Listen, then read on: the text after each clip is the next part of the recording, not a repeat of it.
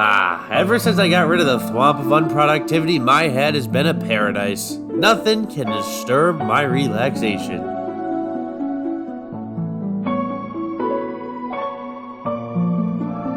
Hey Tyler, remember in 2017 when Nintendo introduced and released a game based off a new IP and then they did nothing with it after that? Emergency! Emergency! Tyler forgot about a Nintendo game. Emergency! No, it can't be true. I never forget about Nintendo games. That's my whole thing. Emergency! What happened in 2017 that I could have forgot about? How could I forget Nintendo releasing a new IP? That's huge. There's no way I could have forgot. This is wrong. What IP could have released in 2017 that I would have forgotten about? I know it was a big year for Nintendo with the Switch and everything, but we got Splatoon 2, we got Mario Odyssey, we got Breath of the Wild. What am I missing? What am I missing? It's okay. I'm not forgetting anything. There's nothing wrong. I'm not forgetting anything. There's no... Oh, what could it be?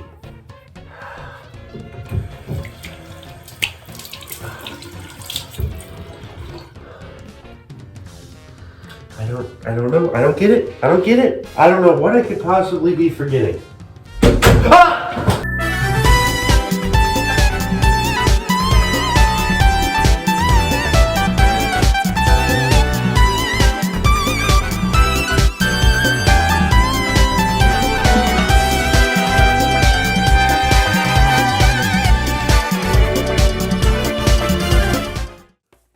The year was 2017 and the release of the Nintendo Switch was in full swing. Big name Nintendo franchises were getting games left and right, like Splatoon 2, Mario Kart 8 Deluxe, Breath of the Wild, and Mario Odyssey. But amongst all the excitement, Nintendo had the audacity to drop what seemed like it could have been another major IP. While the concept looked incredibly strange, it still seemed immensely enjoyable. It was a fighting game, but the character's arms could stretch really far to attack the opposing player. It was a simple yet complex concept that seemed to follow that Nintendo trend of being easy to understand, but hard to master. Every time this game was advertised, the motion controls seemed to be highlighted, which immediately threw that casual fighting game look on it. And, well, I guess so did the bright characters and colorful locations. First, about a month before release, Nintendo opened an online demo where you could play bits and pieces of the game at certain times during a couple weekends.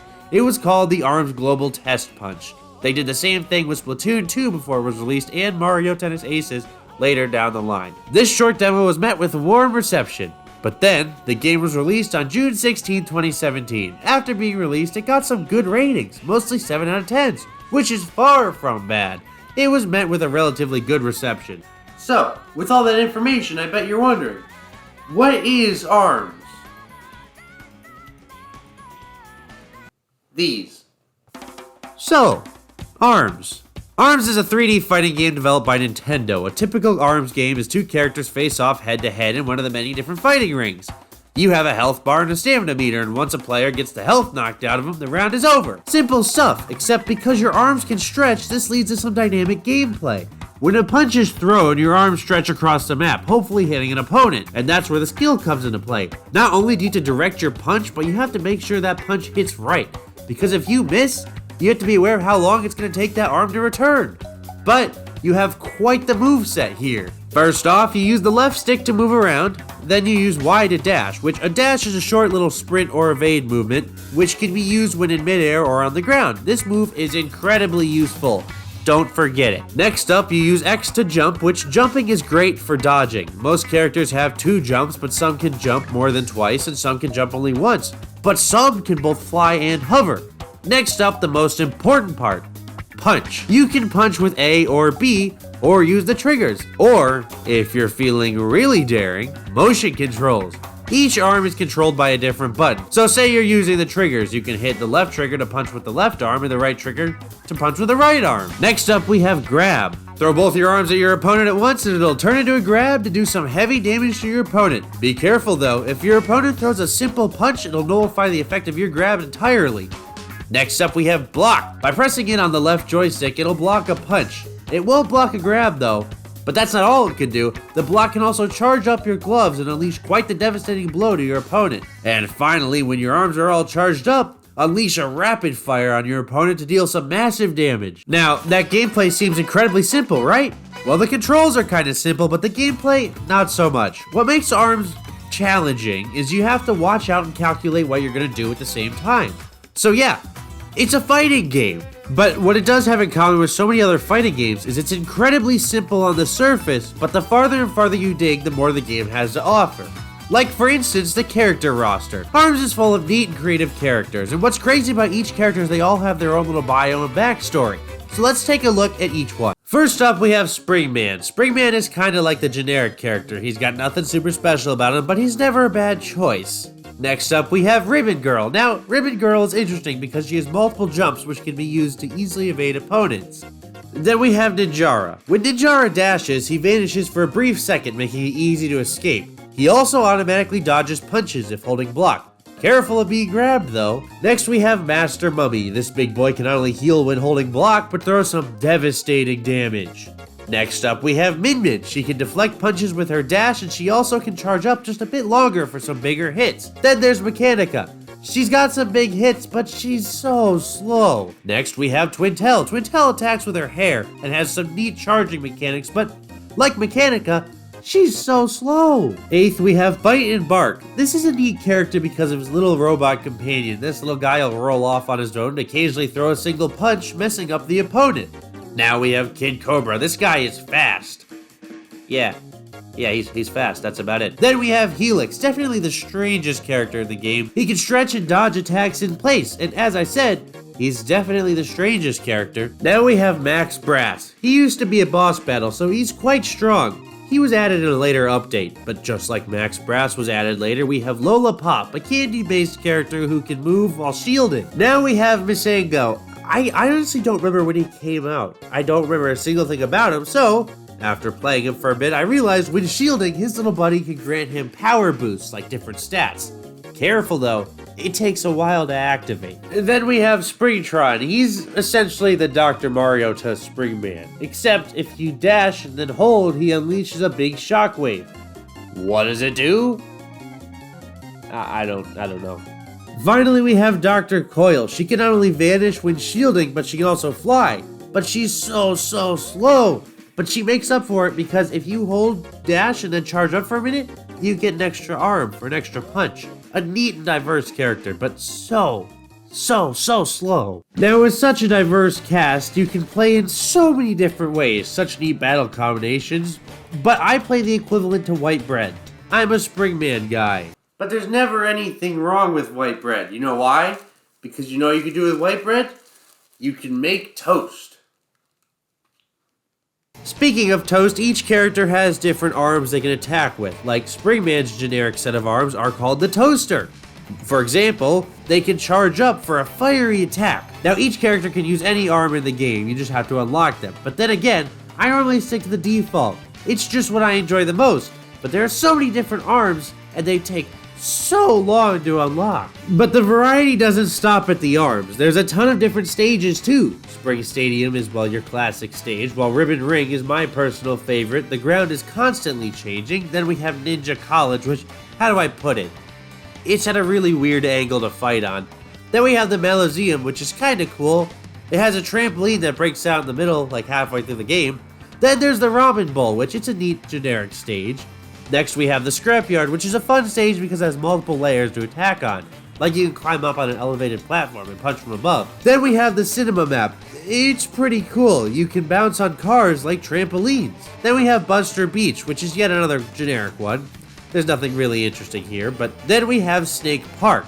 This one is one of the really cool maps because you can dash around in these little fun little spinner things. Then we have DNA Lab, which has these pillars you can hide behind, but only for a temporary amount of time because these pillars do break. Then there's Sky Arena, which is yet another generic stage, but I'm not even going to try to announce the next one and make a fool of myself. It's a pretty neat one because of its layout.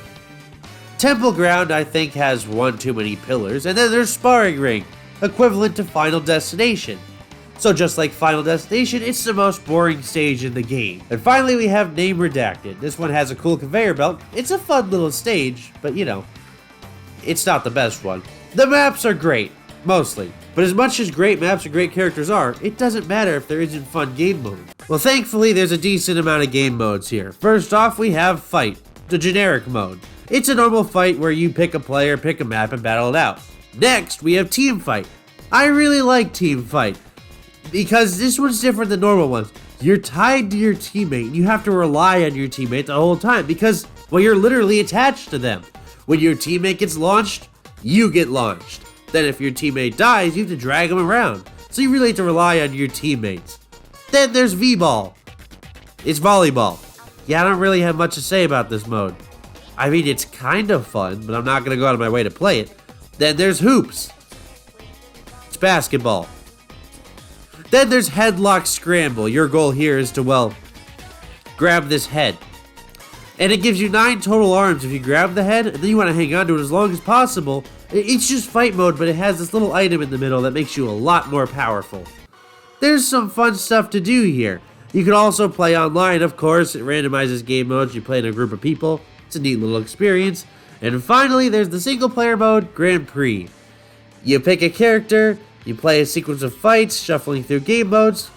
It's fun for a single player mode in a multiplayer fighting game. When you step back and look at it all, there's a ton of content here. So much work was sunk into this game, and there was so much potential. So many characters, locations, and game modes. I remember when Nintendo used to advertise the heck out of this game. ARMS was seemingly building up to be one of the next biggest Nintendo IPs. And then seemingly out of nowhere, it fell off the face of the earth. What happened to ARMS? That is the big question. At one point it felt like everyone was talking about ARMS and Splatoon 2. I know they're both very different games, but they do feel kind of similar in a weird Nintendo new IP way. But here's the biggest difference. Splatoon is getting a third game. ARMS has everything it needs to stay popular, but it's dead, and it died hard and fast. I've heard a lot of different reasons as to why it died. The first being low sales. Well, that's just simply not true. The game has sold over 2 million copies. Now, no, it's not Nintendo's best-selling title. It's not up there with Mario Kart 8 Deluxe and Animal Crossing, but it's sold more than games like Mario & Rabbids, which is getting a promising sequel. But no, ARMS definitely didn't sell poorly, so that wasn't it. Now, it may have sold well, but how replayable is it? When a fighting game joins the ring, an important part is replayability.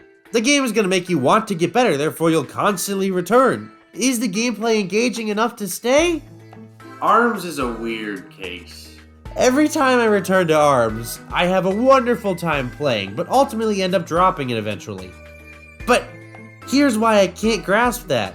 The game is fun, I enjoy the gameplay, but I can't understand why on earth I keep dropping the game. Now here's where things get kinda rough. A lack of support. As great as this game is, to keep any fighting game alive, you're gonna have to support the game.